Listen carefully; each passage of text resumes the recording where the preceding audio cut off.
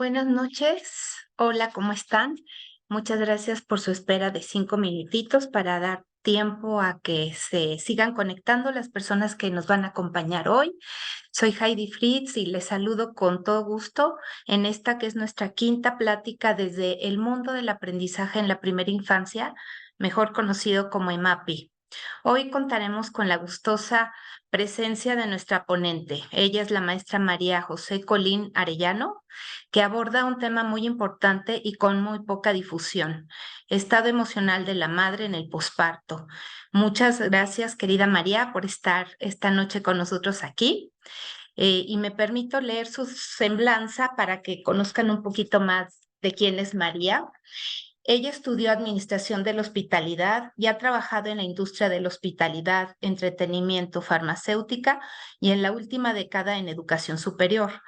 Realizó un posgrado en desarrollo humano, en donde su experiencia personal como madre, fungió como punto de partida para realizar investigación en el campo del desarrollo emocional de las mujeres en su transición a la maternidad. Con esto, creó una serie de talleres para mujeres embarazadas en preparación para la llegada de su bebé, que no se enfoca en el recién nacido, sino en la salud mental y emocional de las madres. Te dejamos con la palabra, María, y muchísimas gracias nuevamente. Para todos les comento la dinámica. Después de que María exponga el tema, tendremos un espacio de preguntas y respuestas que les suplico, por favor, coloquen sus preguntas en el espacio que viene en la barra de hasta abajo en preguntas y respuestas, y ahí las estaremos filtrando para hacérselas saber a María. Muchas gracias. Adelante, bienvenida. Muchas gracias, Heidi. Estoy tratando de compartirles pantalla. No sé si me puedas confirmar que ya está. Ya se ve. Muchas gracias. Listo. Pues buenas tardes a todas y a todas las personas que nos acompañan. Muchas gracias, Heidi, y a todo el equipo del Baby Lab por la invitación a compartir mi experiencia en esta serie de conferencias. Me da muchísimo gusto poder participar en esta increíble iniciativa.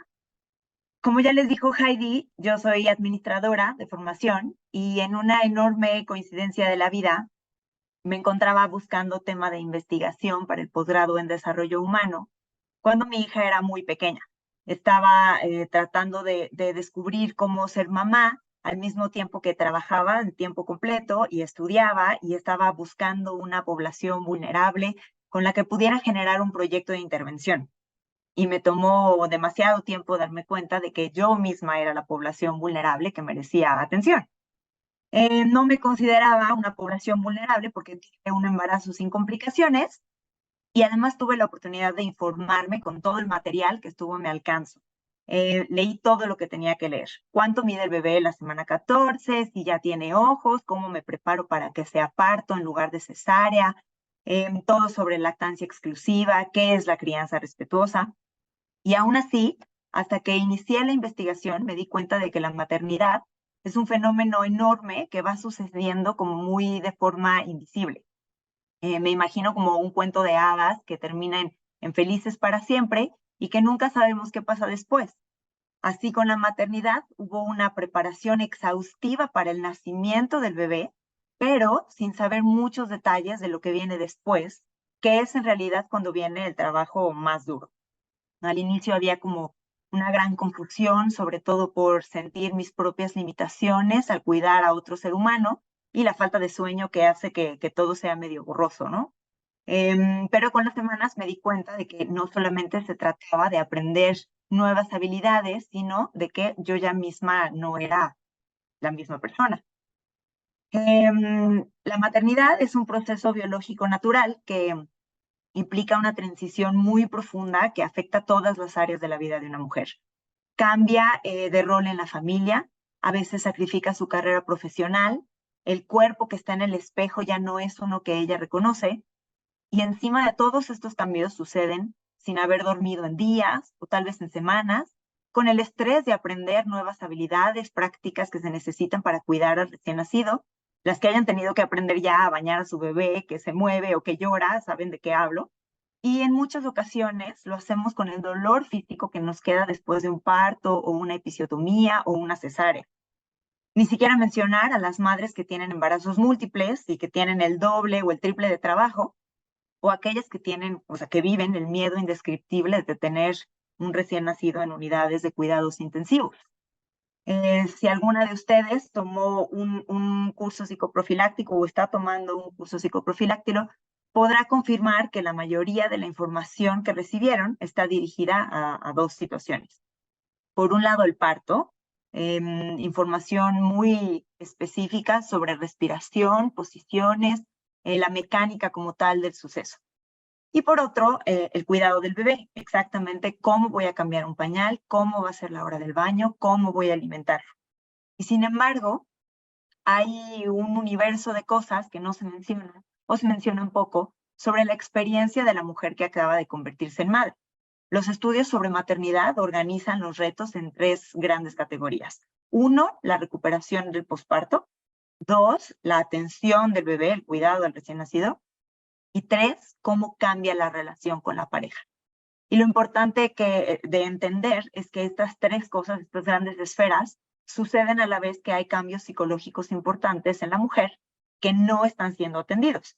Consideren que en los primeros meses tenemos un influjo hormonal muy alto que le permite a mamá estar muy en sintonía con las necesidades del bebé, pero el precio de toda esa focalización de la atención es que las necesidades de la madre están en un segundo plano muy alejado. El bebé se vuelve una prioridad tan grande que al menos en los primeros meses poner atención a la salud mental propia es muy difícil. Entonces mi intención es platicarles un poco de lo que nos pasa por la cabeza a las madres y cómo podemos ayudarnos a sobrevivir esta transición.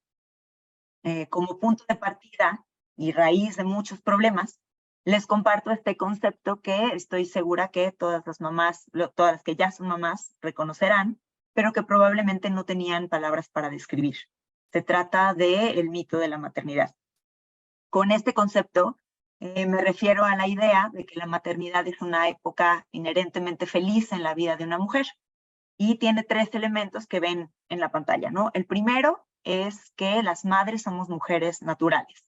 Entonces, el rol de madre está muy ligado a la identidad femenina y todavía hoy despierta muchas preguntas que una mujer decida no tener hijos. Tanto el matrimonio como la maternidad son opciones, pero el costo de elegir diferente de alguna de estas dos es que la sociedad perciba las razones de la mujer por no tener hijos como egoístas, o que se va a arrepentir, o que nunca se va a realizar personalmente. Entonces tendemos a pensar que lo normal es querer ser mamá. Segundo, que las mamás somos inmediatamente capaces de cuidar a nuestro bebé. Piensen como en el instinto materno. Esa voz que me dice qué es lo que está mal con el bebé y cómo lo voy a resolver. Ya hay investigaciones sobre este instinto como una construcción cultural que va cambiando incluso en el contexto y que además se adapta según cambia el rol de la mujer, ¿no? Hace muchísimos años sería impensable tener una mujer, una mamá que trabaja, porque eso sería antinatural y eso, bueno, ha evolucionado con el tiempo. Pero, pues, aunque sepamos todo esto en la cabeza, esto no me prepara a que me manden a mi casa con un bebé de 3 días de nacido y que me sienta totalmente perdida porque no sé qué hacer con él. Y el tercer elemento es que las mujeres encuentran la realización en este rol de cuidadora abnegada. Este elemento da por hecho que yo ya no requiero de nada más en la vida para ser feliz, porque como soy mamá, ya no me debería pesar sacrificar mi carrera profesional o mi tiempo para ir al gimnasio o el tiempo con mi pareja. Este mito, como se pueden imaginar, consiste en imágenes sumamente positivas y se alimenta de la cultura que nos rodea y de los medios de comunicación. Hoy en día piensen cómo las redes sociales participan de esta imagen. Fotos como la que están viendo en la pantalla, que capturan una centésima de segundo, pero que siguen aportando a crear una fantasía y, por supuesto, no hay muchas imágenes de los momentos bajos. Así es como construimos las expectativas, porque nuestra idea de maternidad no viene de las experiencias que hayamos tenido, sino de la fantasía que llevamos toda una vida construyendo y nos es imposible anticipar la realidad.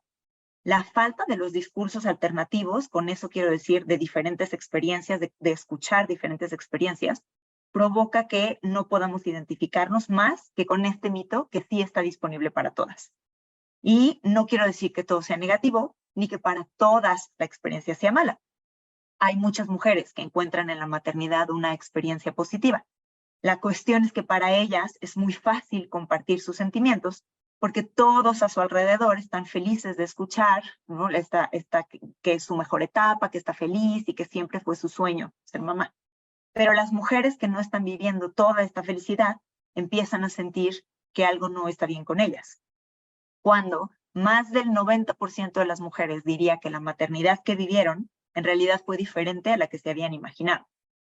Y con esta desilusión que viene en el posparto, se empieza a generar un discurso negativo en nuestras cabezas. A diferencia de un trabajo al que puedes renunciar, convertirse en madre es una transición definitiva y si siento que lo estoy haciendo mal, puedo empezar a sentirme atrapada. Sumen además que el rol de madre, como vimos antes, está ligado a cómo percibimos el valor de una mujer. Y entonces esta situación empieza a hacer que me cuestione mi identidad completa. Cada cultura tiene un modelo de madre ideal y la comparación con este estándar idealizado es lo que define quién es buena madre y por lo tanto buena mujer.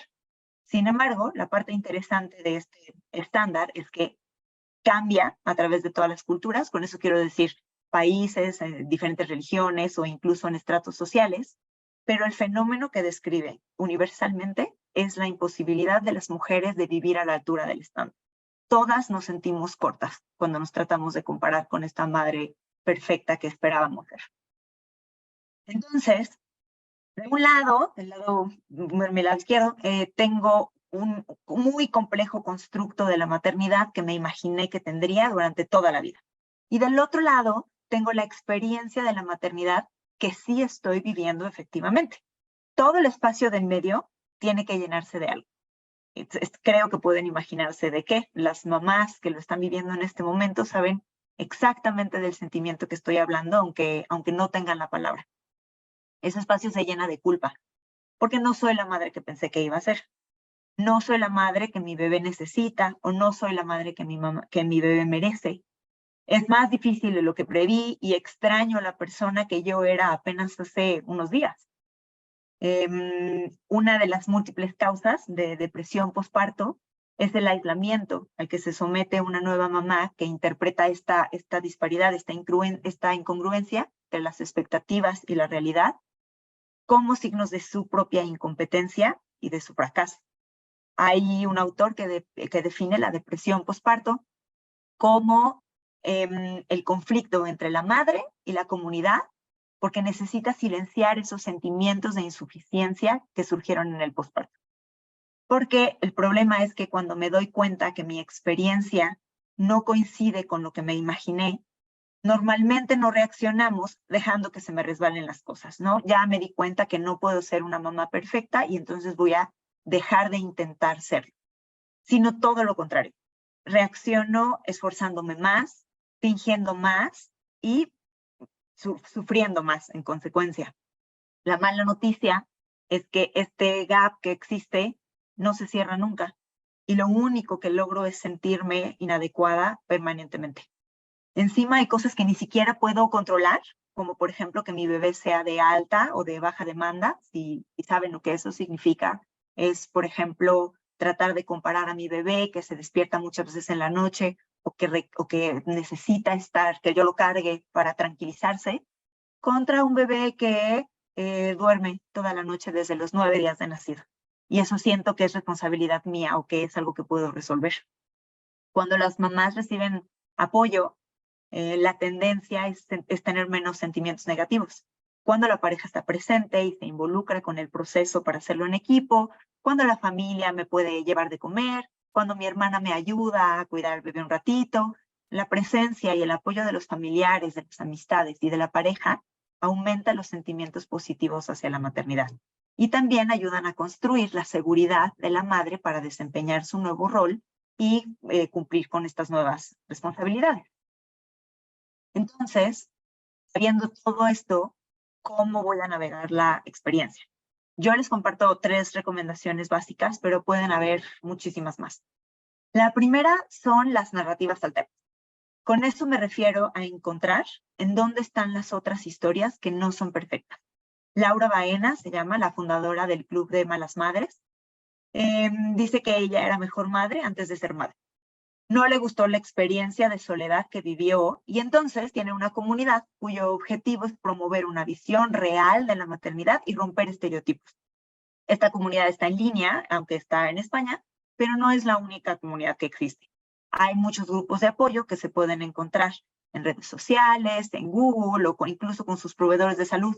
Si alguna de ustedes ya atiende con una dula o tiene una consultora de lactancia o está tomando un curso psicoprofiláctico, ellos mismos los pueden derivar con algún grupo de apoyo.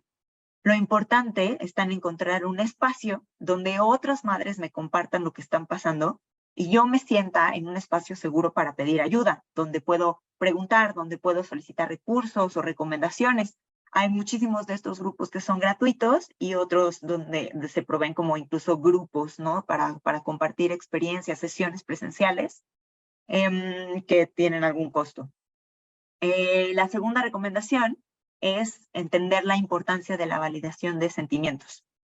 Si ya empezaron a leer sobre crianza, es posible que ya se hayan enterado de la importancia de validar los sentimientos de nuestros hijos. Cuando mi hija se cae, yo no puedo reaccionar diciéndole que no pasó nada. Sí pasó. Se cayó, se lastimó, le duele y necesita reafirmación de su figura de seguridad. Con nosotros es lo mismo. Hay muchos estudios sobre los sentimientos ambivalentes que tenemos hacia la maternidad. Alrededor del año 1, además, son sentimientos predominantemente negativos. Ahí están y no vale la pena tratar de fingir de que no lo están. La misma situación nos puede provocar diversas emociones. Puedo sentirme increíblemente feliz por abrazar a mi bebé porque lo tengo conmigo, me causa muchísima ternura, pero también puedo sentirme profundamente desesperada porque no logro darle pecho. Y aquí tienen un papel fundamental las parejas de las mamás que están presentes.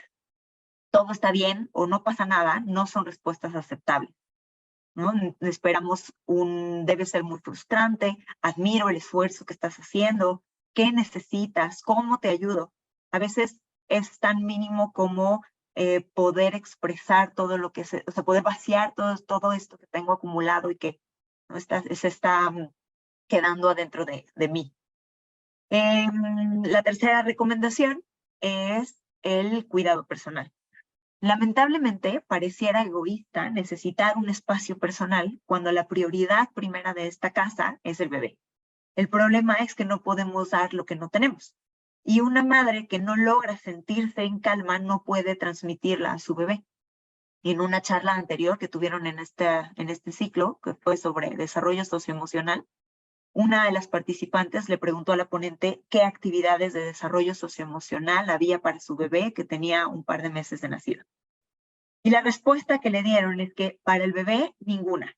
A esa edad, su desarrollo positivo depende de que tú estés bien. El cuidado personal tiene muchas formas y cada una de nosotras sabemos cuál es la nuestra. La mía es tocar el piano sin que nadie me hable.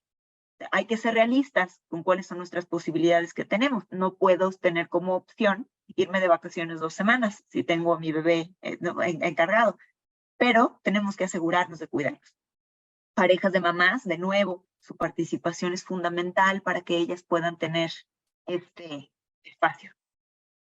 Con este panorama que acabo de darles, les presento esta palabra que probablemente no hayan escuchado anteriormente, matresencia.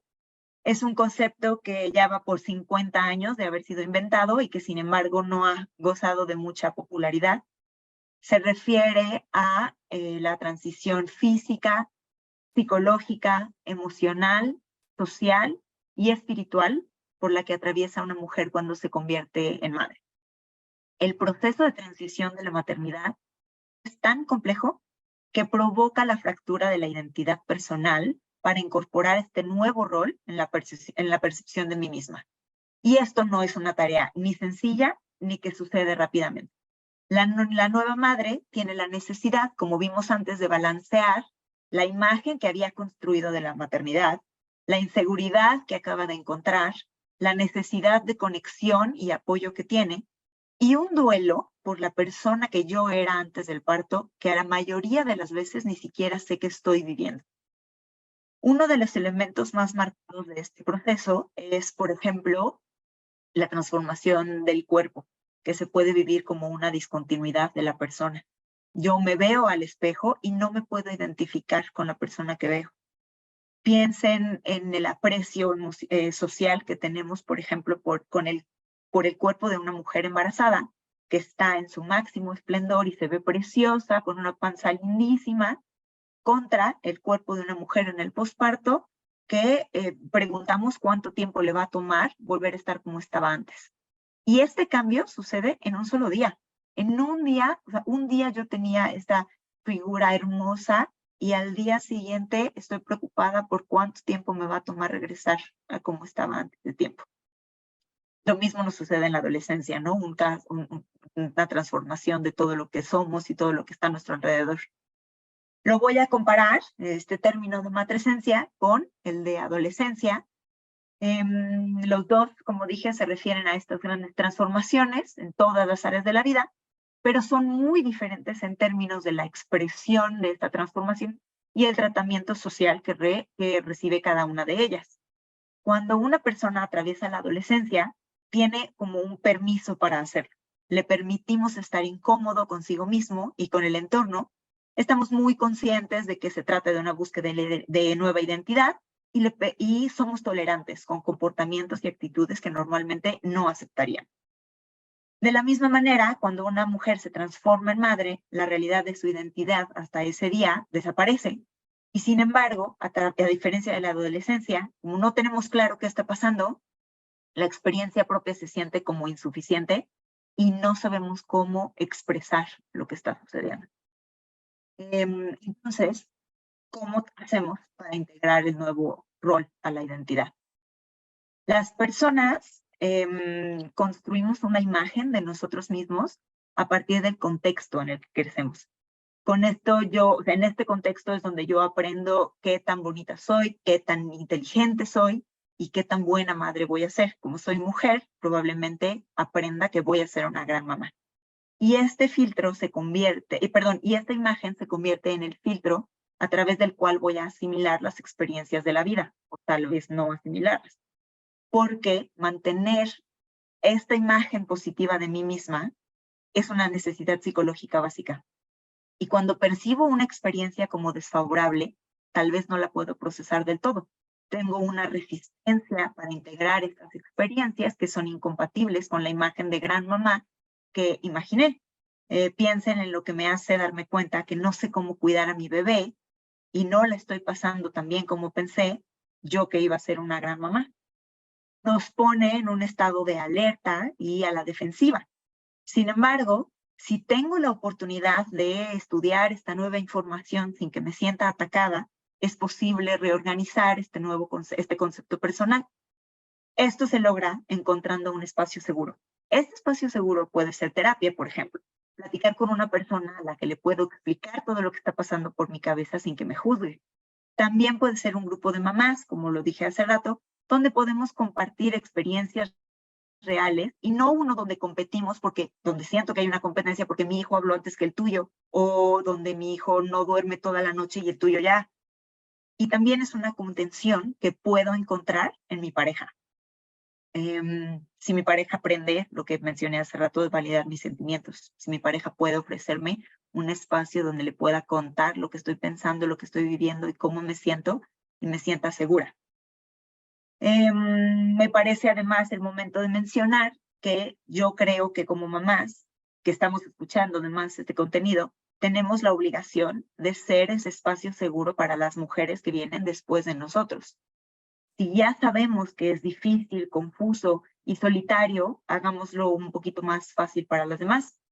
Yo les comparto que me preparé para tener un parto, hice un curso psicoprofiláctico porque yo no iba a usar ni anestesia ni nada para tener un parto. Y después de 26 horas de trabajo de parto, tuve una cesárea. Me tardé muchísimo, ¿verdad? Después me llevaron a el área de recuperación y finalmente llegué a la habitación después de no haber dormido 2 días. Y antes de una hora me estaban hablando de la estación de enfermeras para decirme que ya había despertado mi bebé y necesitaba darle de comer porque yo había dejado instrucciones de que no le dieran fórmula porque iba a tener lactancia exclusiva. Por supuesto que no estaba en condiciones de hacerlo y la primera comida de mi hija tuvo que ser fórmula. Y lloré mucho, desconsoladamente, porque mi hija no tenía ni 3 horas de nacida y yo ya le había fallado 2 veces. Las únicas 2 cosas que había necesitado en mí, no había podido hacerlas.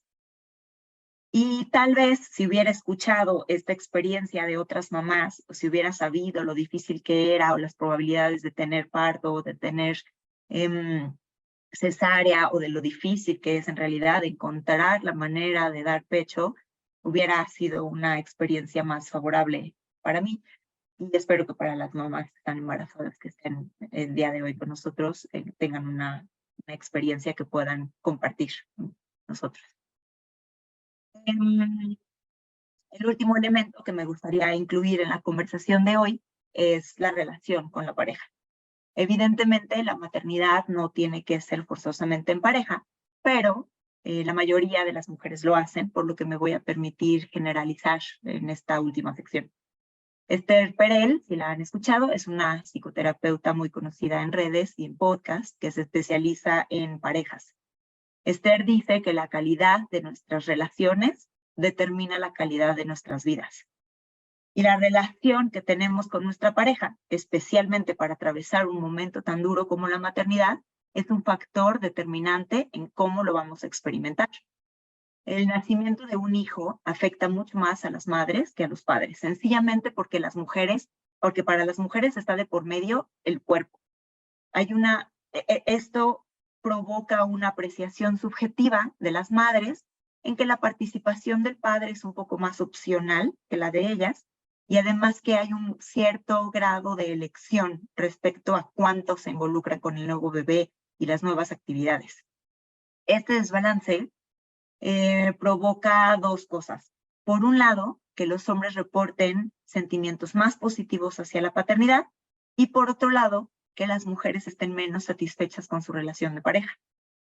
Lamentablemente, después del nacimiento del bebé, hay una tendencia en las parejas a volver a roles más tradicionales y por supuesto que esto trae conflicto.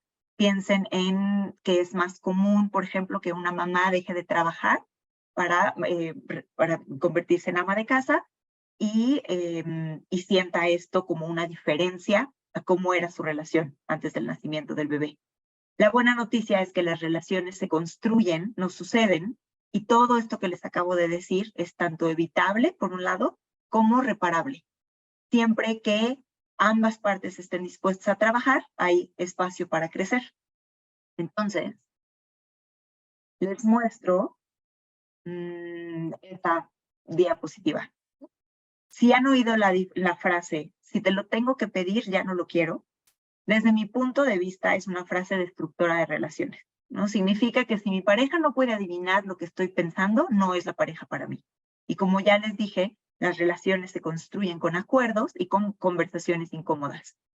Entonces aquí pueden ver una comparación de las discusiones que nos parecen importantes durante el embarazo, por ejemplo, qué carriola vamos a comprar, con las que deberían ser muy, muy importantes, ¿no? Como cuál es el rol de los abuelos y cómo vamos a poner límites, ¿no? a tus papás y a los míos. La lista de la izquierda es importante, ¿no? Hay que contemplarla, no la estoy descartando. Más bien es cuestión de visibilizar las discusiones importantes que nadie me dijo que sería bueno tener antes de que llegue el bebé y no cuando todos estemos nerviosos y preocupados. Entonces, solo por mencionar un par de la lista, volvemos a encontrar aquí el cuidado personal. Por ejemplo, necesito 2 horas a la semana para salir a correr y para ir a mi clase de pintura. Pintar me mantiene conectada con una parte de mi identidad y necesito seguir siendo yo más allá de ser la mamá de este bebé. Otra de estas es el tiempo libre, hacer el acuerdo de que vamos a ir a cenar una vez por semana. Yo me encargo de contratar una niñera que esté aquí todos los jueves, pero tú eres el responsable de los planes, elegir una película si vamos a ir al cine o hacer reservaciones, investigar restaurantes. Nos dividimos la responsabilidad de crear este espacio que va a permitir que nuestra relación como pareja siga existiendo. Esta tercera que les voy a platicar me parece súper importante, que es quiénes son nuestros expertos. Si al bebé le está saliendo dientes y mi mamá le quiere poner whisky en las encías y tu mamá dice que mejor le pongamos un collar de ámbar, ¿cómo decidimos qué hacer? En mi experiencia personal, fue de muchísima ayuda acordar que nuestra experta era la pediatra. Ella es la experta que resuelve las dudas que podemos tener. Por ejemplo, nos ayudó para saber si era pertinente llevar a mi hija al oftalmólogo cuando todavía no tenía la vista completamente desarrollada, o si la fiebre que tiene amerita ir al consultorio, o si le ponemos la vacuna contra COVID. Para lactancia elegimos un experto y para temas de crianza elegimos otro experto. El último elemento que puse en la lista se llama gatekeeping. Todavía no he encontrado una palabra en español para definirla, pero si no están familiarizados, normalmente lo encontramos en contextos de grupos de fanáticos, por ejemplo, de una película, que te dirían que si no has visto las últimas 14 películas de la franquicia de corrido, entonces no eres un fan de verdad. Es un comportamiento de control que ejerzo yo para limitar la participación en algo. Entonces, normalmente lo común es escuchar a una mamá que se queja de que el papá no hizo ciertas cosas o no participa de cierta manera. Pero en esta ocasión les vengo a plantear el fenómeno a la inversa. ¿Quieres que el papá del bebé participe en el baño? Entonces permite que participe en el baño. Porque si cada vez que lo hace, estoy ahí para decirle lo mal que lo hace, o todas las cosas que hace mal, o para corregir todas las cosas que hace, eventualmente va a terminar por no hacerlo. Y solamente hay dos cosas de que las cosas sucedan. Uno, que él lo haga a su manera, y otra, que yo lo haga a mi manera. La combinación que él lo haga a mi manera no existe. Entonces, hay que compartir responsabilidades y desarrollar habilidades juntos. Con esta última reflexión los dejo, pero les quiero dejar esta diapositiva en donde les comparto algunos recursos que yo encuentro útiles para encontrar información desde ISAME, que es un Instituto de Salud Mental para el Embarazo, por supuesto, Baby Lab en la Ibero, y hasta Carlos González, ¿no? Que es un pediatra, es mi experto en crianza, por ejemplo, y de ahí salen muchos temas, desde alimentación hasta sueño. Y muchísimas gracias. Muchísimas gracias, María. Qué interesante y qué novedoso todo lo que nos compartes. Seguramente de gran utilidad para nuestros asistentes a la charla del día de hoy. Hagan sus preguntas en el chat, pero por lo pronto, si quieres dar respuesta a este comentario, esta plática sería muy útil para los hombres, María. Claro, sí. Bueno, ya les compartí que una de las transformaciones más complicadas, ¿no? Al momento de la maternidad es cómo se transforma la relación conyugal. Y bueno, tienes razón, no sé quién es la persona que compartió este comentario. Normalmente esta plática se debería tomar, ¿no? Mientras estoy embarazada, y lo ideal sería poder compartir recursos con el padre del bebé. Hay muchísimos recursos para los papás también, para entender qué es lo que pasa por las cabezas de las mamás, para entender todo lo que estamos pensando mientras tenemos el bebé, para entender de dónde viene la ansiedad que estamos sintiendo cuando no sabemos qué hacer o cómo resolver. Entonces, sí, estoy de acuerdo con quien haya hecho el comentario. Muchas gracias. Fíjate que también una buena noticia es que sí tenemos algunos varones presentes en la plática del día de hoy. Por otro lado, varios confirmaron su asistencia, es decir, que si a la mera hora no pudieron estar, pero sí tenían intenciones de hacerlo. Y que sepan que las charlas se están grabando, entonces en cualquier momento ustedes pueden compartirla, ya sea con sus parejas o con otros cuidadores, para que puedan revisar el contenido de esta charla del día de hoy. Otra pregunta que viene de Diana es la siguiente: ¿cuánto tiempo dura el posparto? Hola, Diana. Pues depende de dónde lo consultes, unos 90 días, más o menos, que son los tres, sería el cuarto trimestre, entonces un trimestre más después del embarazo.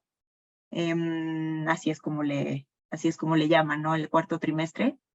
Y creo que yo haría el concepto un poquito más flexible, porque creo que dependiendo de la experiencia personal que tengas, podría tomarte más o menos tiempo adecuarte a este al nuevo paso que estás teniendo. Muchas gracias. Carlos nos dice: ¿debo aceptar la manera de ella para hacer las cosas aunque no me guste y o no esté de acuerdo? No, no forzosamente. Una de las cosas que les dije durante la diapositiva de la relación es que se construye sobre acuerdos. Entonces, no es necesario aceptar su manera. Lo que sí es imperativo es que haya un acuerdo sobre la manera de hacer las cosas. Por ejemplo, hay cosas que no deberían ser negociables, ¿no? Como nos ponemos de acuerdo en que la hora para dormir son las, por decir algo, 8 de la noche, y es importante para la calidad de sueño de este bebé y de esta familia que a las 8 esté en la cama, y eso no es negociable. Pero sí es negociable que el día que yo lo he visto, no pasa nada si sale sin combinar, si sale con la misma ropa de ayer, o si sales con los pelos parados, ¿no? Entonces, o sea, la parte importante de la pregunta es, hay que hacer acuerdos, ¿no? Yo escuché de alguien decir que ella parte las zanahorias de una forma, le gustan julianas y a su esposo le gusta como en rodajas. Y entonces el acuerdo es, cuando la niña cocina conmigo, lo hace de esta forma. Y cuando cocina contigo, lo hace de la forma que yo lo hago. Entonces, es menos relevante la decisión que se toma, sino cómo se toma la decisión. Gracias, María. Ana comenta su punto de vista. Yo podría decir que esta plática se debe de tener antes de empezar la concepción, como si fueran de las famosas pláticas prematrimoniales. ¿Quieres agregar algo al respecto? Claro, pues sí, como ya les dije, este tema de la maternidad lo que tiene es que es inescapable una vez que sucedió. Y entonces sí, lo ideal sería tomar la decisión de ser madre informada de todo lo que esto conlleva. Yo también creo que habría menos madres en el mundo si tomáramos la decisión con toda la información que deberíamos tener. Entonces, si yo supiera lo que significa o lo que va a significar para mi relación, para mi persona, para mi carrera profesional, pero de verdad, no como creo que la tomé, entonces creo que habría muchas más mujeres que tomarían la decisión de no hacerlo, y las que la tomaran lo harían con la certeza, ¿no?, del camino que estoy tomando. Vamos a la siguiente pregunta. ¿Cuándo considero que es patológico? ¿Te refieres a los sentimientos que tengo?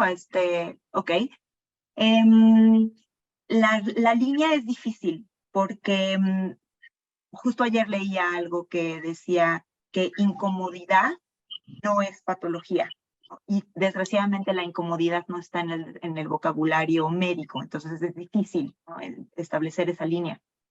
Mi recomendación sería buscar un instrumento en línea, es una cosa muy conocida que se llama Escala de Edimburgo, es un instrumento de autodiagnóstico de depresión postparto, y la idea no es que te autodiagnostiques, sino que tengas en la cabeza cuáles son los elementos de cuidado.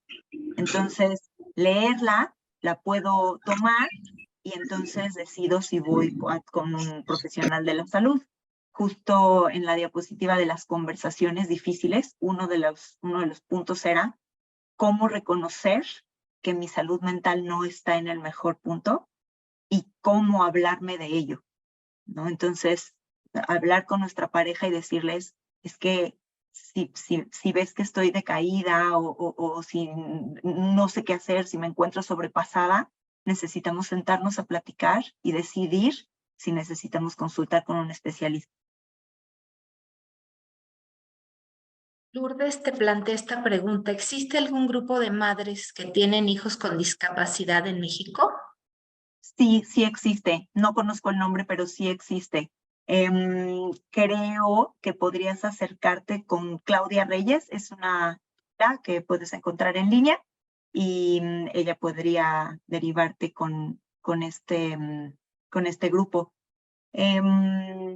No toqué durante la presentación ninguna de estas, por llamarlas alteraciones a la experiencia normal de la maternidad, pero pues como lo dije, ¿no? Hay cosas que están totalmente fuera del control de la mamá, como por ejemplo tener un bebé con discapacidad, que triplica, ¿no? la complicación de cómo hacer las cosas desde entender de qué se trata la discapacidad de mi hijo y cómo voy a hacer las adecuaciones en mi vida, en todo el entorno que nos rodea. Miriam te deja esta nota. María, gracias por tu charla. Tu experiencia es muy valiosa. Para quienes queremos ser mamás, estar conscientes de la idealización de la maternidad nos permite romper mitos y abrirnos a otras posibilidades. Viene otro comentario. ¿Quieres comentar algo? Solo muchas gracias y decirles que la idea es esa, ¿no? Yo me gustaría compararlo un poco con correr un maratón. Esta es la idea que tengo en la cabeza. Como las personas que corren un maratón no deciden correrlo un día antes. Tienen meses de preparación física, de dieta, un entrenador. Y cuando lo hacen, cuando alguien les pregunta cómo te fue, no suelen contestarte, ay, estuvo facilísimo, estuvo muy bien. Normalmente tendrán, ¿no? Una serie de respuestas desde, estuvo durísimo. Y eso no le quita lo valioso a la experiencia ni lo satisfactorio. Y entonces creo que esa es, ¿no? La manera de verlo. Me estoy preparando, va a estar muy difícil, pero tengo la fuerza para hacerlo, tengo los recursos para hacerlo y está bien como venga, como me sienta. La nota de Marcela. Hola, a mí me ayudó mucho no tener preconcepción de lo que es ser madre. Definitivamente hay un antes y un después. El apoyo de mi pareja hace la diferencia. Por otra parte, ahora entiendo mejor a las madres solteras y aunque todas las madres merecen mi respeto, siento mucha admiración por las madres solteras. Claro, el apoyo de quien sea, puede ser de la pareja o puede ser de la familia, es fundamental para poder, ¿no? Atravesar toda esta experiencia y por supuesto la pareja es lo más cercano que deberíamos tener, un apoyo que se supone que elegimos para, ¿no? Para cursar con nosotros de la mano los retos que vienen con la maternidad. Una pregunta de Franklin. ¿Cómo normalizas la depresión postparto en la familia? Es decir, con abuelos, tíos, cuñados, etcétera.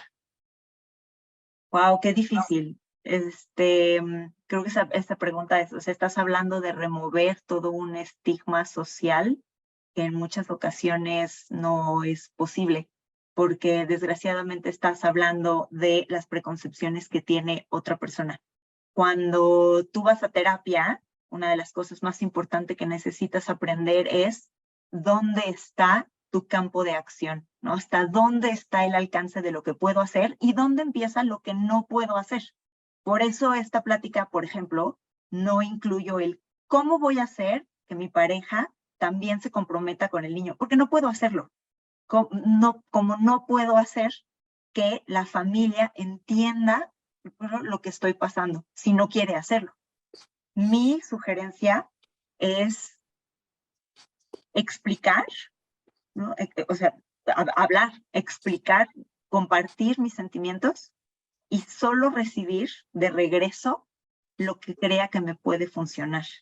Desgraciadamente, es posible que encuentres reacciones que no son la que estás esperando y que no cambien la preconcepción que tienen los abuelos.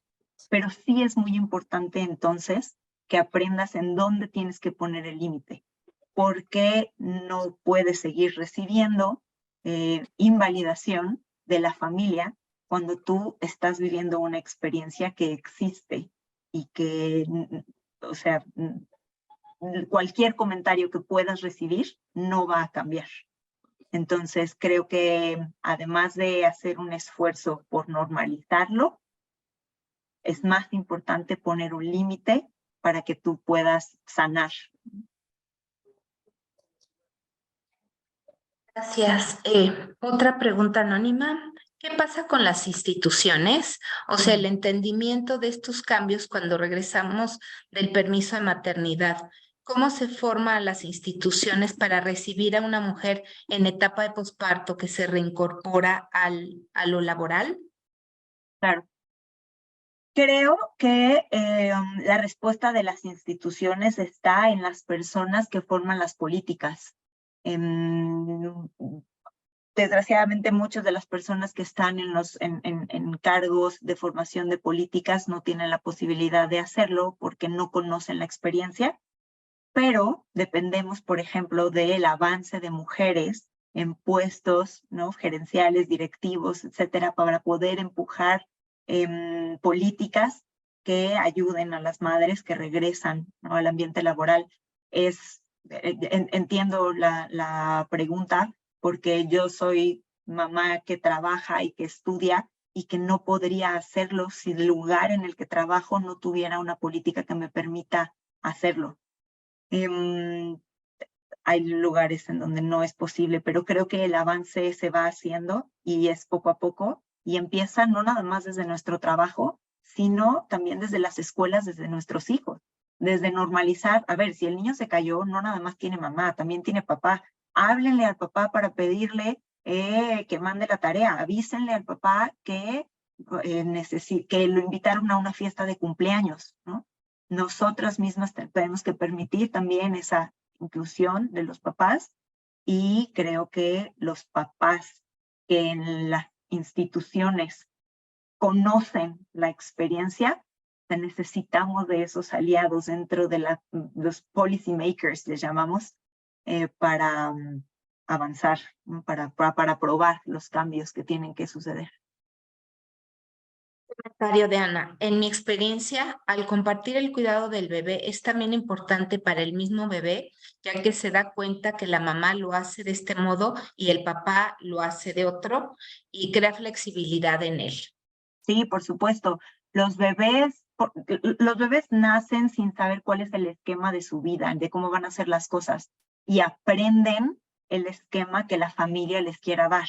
Entonces, si vive en una familia en donde la madre hace todo, el bebé se acostumbra a que esa es la forma en la que se hacen las cosas. El bebé no sabe cómo cambiar su atención al papá, pero sí se puede acostumbrar a que el adulto que me lleva a la cama y que me lee un cuento en las noches es mi papá. El adulto que hace los desayunos es mi papá. El adulto que se sienta a hacer la tarea conmigo es mi mamá, ¿no? Entonces, ellos son la figura más moldeable de toda la ecuación, en realidad. Esto te va a gustar. Excelente plática, María José. Me sentí muy identificada con tu caso y justo estoy pasando por lo mismo que tú sentiste. De momento no tengo preguntas, pero agradezco la calidad de la plática y que muchas cosas me hicieron sentirme mejor. Ay, muchas gracias por el comentario. Para mí es difícil compartir mi experiencia, pero tengo la certeza absoluta del valor que tiene hacerlo y empoderar a otras mujeres para hacerlo con las que siguen, con su círculo cercano. Así es como se ayuda a nuestras amigas, a nuestras primas y a nuestras vecinas a que les dé menos pena levantar la mano y decir, necesito ayuda.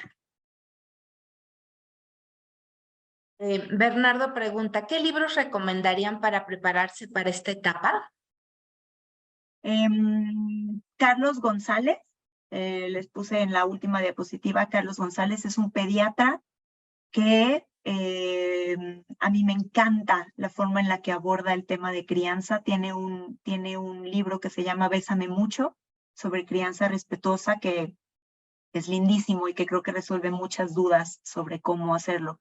Y si se animan a leer en inglés, Karen Kleiman tiene varios libros sobre la transición a la maternidad.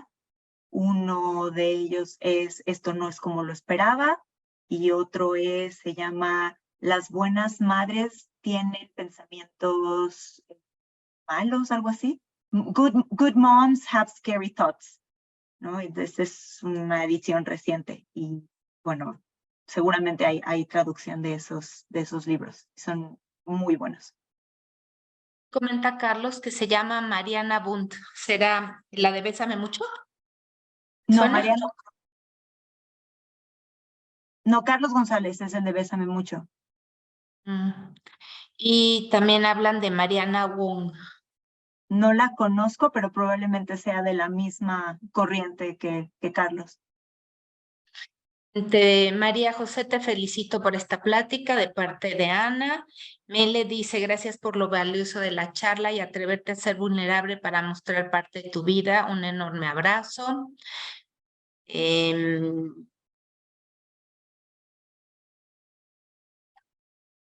Parece que alguien más quiere participar. No sé por qué no. Se puede abrir el micrófono también.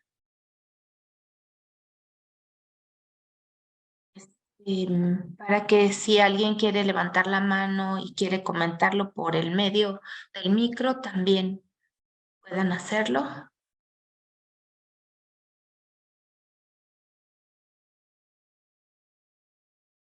No hay manos levantadas, ¿verdad? No, pero ha sido un gusto responder todas las que hubo. Y muchísimas gracias también por este espacio, María.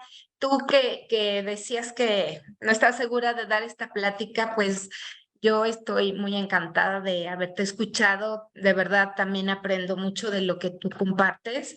Cada experiencia va siendo diferente. Entonces, en este sentido, muchas felicidades. De verdad, creo que a mucha gente se puede identificar. No solo el grupo que estuvo hoy presente, tu grabación se difunde ampliamente y seguramente te querrán contactar para profundizar más. Hay ya muchas muestras de aplausos aquí con la gente que estuvo escuchándote. También me preguntaban de la siguiente plática. Ahora se nos juntaron plática el día de hoy y mañana, ¿no? La de mañana está pensada justamente en bebés prematuros. Entonces, el título de la plática de mañana es el bebé prematuro y el seguimiento a su desarrollo. Realmente los bebés prematuros tienen un tratamiento al principio de su vida un poco diferente a la normalidad porque requieren un cuidado especial. Entonces, esa es la plática del día de mañana, pero en el horario de las 7 a las 8 de la noche. Todos habrán recibido la información y la invitación para esperarlos el día de mañana. Y pues si tienes un comentario final, te cedo nuevamente la palabra, si no despedimos la charla del día de hoy. Muchas gracias, Heidi. Únicamente volver a darles las gracias a ti y a todas las personas que se presentaron el día de hoy, que asistieron. Espero que reciban mucha seguridad de lo que les platiqué y que tengan, ¿no?, la forma de transitar su maternidad de una manera que les permita agradecerla, ser felices y encontrar paz. Por último, María, ¿sería factible que te contacten si se quedan con alguna inquietud o si Sí, quieran tener algún acercamiento contigo? claro que sí. En el chat les estoy poniendo mi correo electrónico para que puedan contactarme en caso de que tengan alguna duda. Muchísimas gracias por tu generosidad, por tu tiempo, por tu experiencia y por todo lo que has compartido esta noche. Y aquí tenemos la presentación de la invitación del día de mañana. Sean todas y todos muy bienvenidos. Y por hoy, pues les agradecemos mucho su compañía y que tengan todas y todos muy buenas noches. María, nuevamente, muchas gracias. Gracias a ti. Buenas noches.